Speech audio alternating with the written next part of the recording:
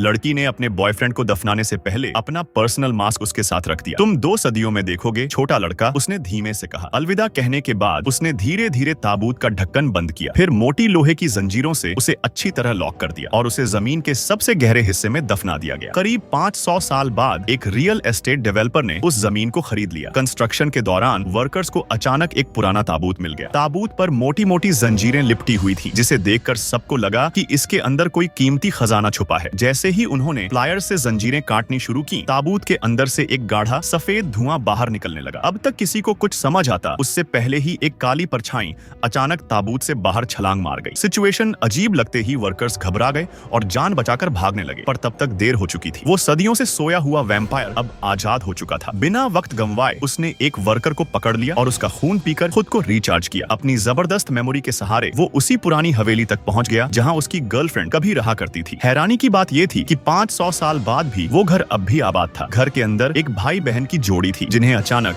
उसके अजीब कपड़े और पुराना लुक देखकर शॉक लगा। लड़का जब छत की ओर इशारा करता है तो एक पेंटिंग पर नजर जाती है। वो शख्स हूबहू वैम्पायर जैसा दिख रहा था। दोनों अभी सोच ही रहे थे कि ये सब क्या चल रहा है, तभी एक जानी पहचानी आवाज सुनाई दी। उसकी पुरानी गर्लफ्रेंड अब सामने खड़ी थी।